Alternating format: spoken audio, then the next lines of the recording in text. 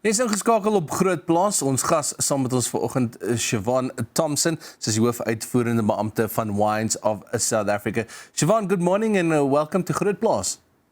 Good morning. So let's start off. What are some of the main factors that contributed to South Africa exporting a lot less wine in 2025 compared to previous years? I think it's simple. The trading conditions out there are really tough at the moment. You see economic pressures for consumers, a younger generation drinking less wine, and I think those are all coming together and culminating in sending out less wine from a volume perspective. And I think what's important is we're seeing this across all competitors. It's not just South Africa, it's other exporting countries as well.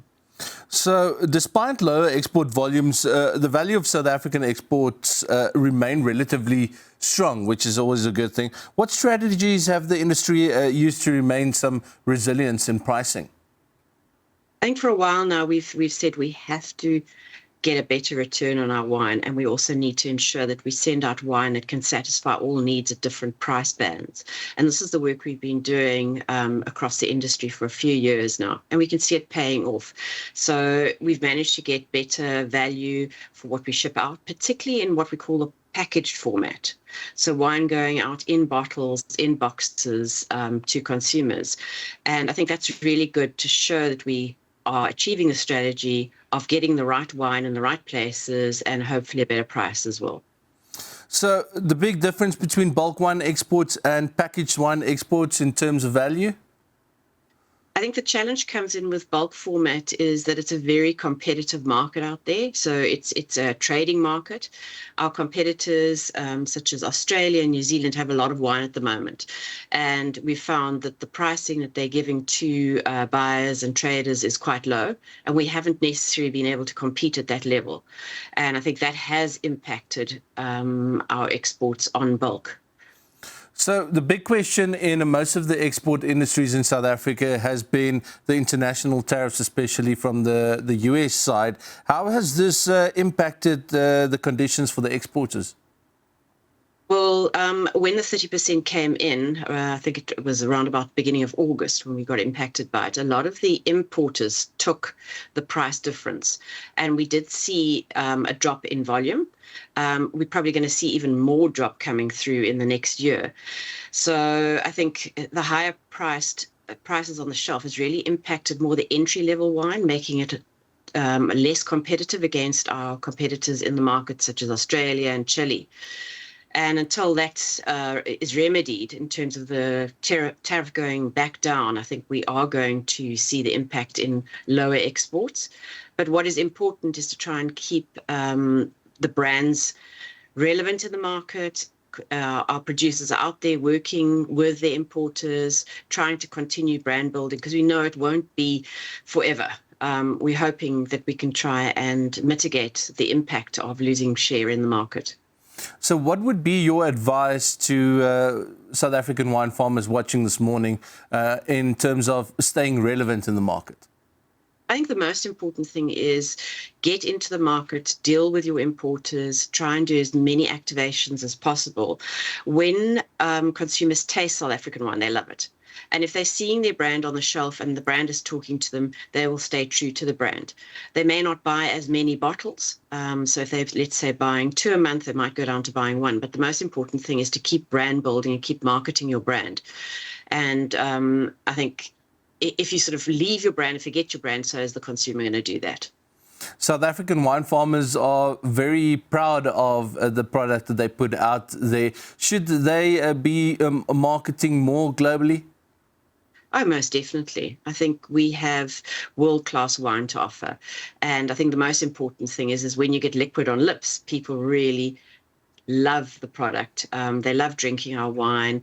And I think that's most important. The other thing that's important for us is wine tourism. Once we get people into South Africa, experience a wine tourism offering, taste the wine, they go back with a memory forever. And they help seed that with their friends and get their friends to buy the product. So for me, yes, we need to go out there and get a global reach with our wines, but we do need to make sure that whatever we do is consistent. We can't just go into a market, put a product product on the shelf and walk away. We have to keep giving it attention and time and keep growing it.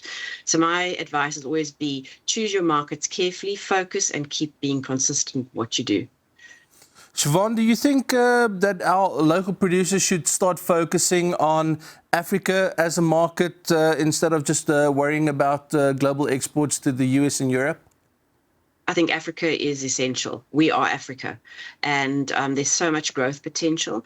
There's a lot of work that needs to be done in Africa. You've got consumers who don't understand wine, so education is key. But we are seeing markets growing. We've seen some good progress in markets such as Kenya, Uganda, Zambia, Tanzania. And if we don't grab that space, someone else will. We're starting to see our global competitors come in, and wines of California, for instance, Italy. And they are starting to talk to consumers, but we need to own it, especially as we are part of Africa. Siobhan, we're going to continue our conversation in a second.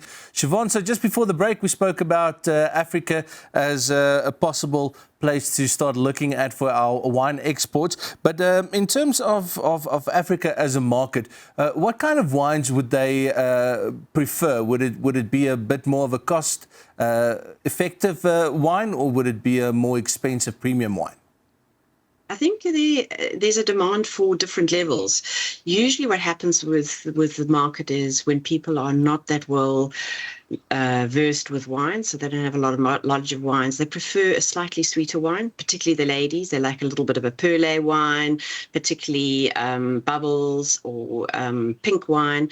So they start off with a slightly sweeter palate, and as they get to know wines, they'll move into more dry wines, white wines, red wines. The men really prefer the red wines. So we're finding, for instance, Pinotage doing very well in some of the African markets. But it's all about educating and providing the right wine for the right consumer.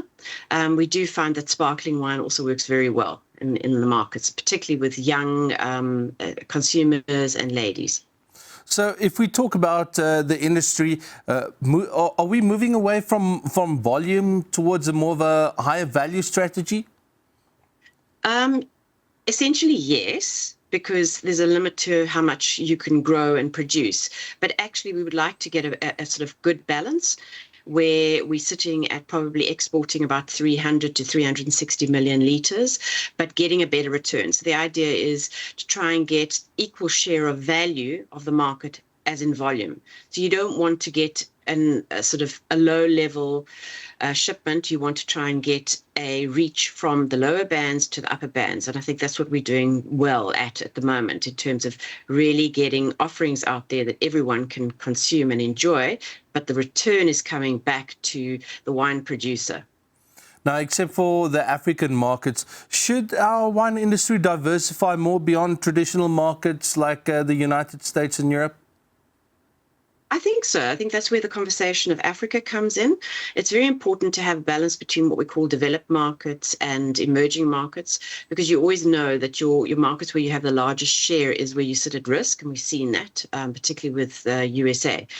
And the idea is that building new markets take a long time. So we have been looking at markets in Africa, we have been looking at markets in Asia, and we know that will have to invest more in terms of building brand equity and brand awareness in those markets. So it is good to have a balance between the sort of traditional and the new. Now, you mentioned that drinking habits in Africa are a certain way, but has there been a change in global drinking habits that have affected the demand for South African wines? Most definitely. And I think it's not just the demand for South African wines. I think it's the demand for wines in general. We're finding that younger consumers are drinking less. And I think that's not only wine, that's across different alcoholic beverages as well. And I think the approach to wine needs to be changed slightly, demystified, not so much. So the language we use and the way we talk about wine sometimes is too complex for young consumers. So how do we make that more accessible and easy to understand? And then I think make sure we have the right offering for young consumers. So people are looking for lower alcohols, lighter styles. Also zero. De-alkalized wine is becoming very popular around the world. So ensure we have the offerings that will suit them. But most definitely lower and lighter styles seem to be what's trending at the moment. So when it comes to our producers, has the push for premium wines helped protect producers against the lower sales volumes? I think so. I think it just depends on, every producer has their own portfolio and how they work. And I think they have looked at how they develop premium offerings. And I think most importantly, over the years, we've seen how our quality's improved. We're looking at how we're working with packaging and label to bring across a premium image. I think South Africa 20 or 25 years ago was seen as a country that offered cheap and cheerful wine. I hate that quote, but it was true. And now we've been seen, we have really good quality, well-awarded wine, and producers are really playing into that and using it to their advantage and making sure that they have premium brands as well as sort of entry and mid-level brands. Siobhan, thank you so much for your time this morning. Really appreciate it. Dis Siobhan Thompson, die Hoof Uitvoerende Beampte van Wines of South Africa, om 'n bietjie te gesels oor die uitvoermarkte en ons plaaslike wyne.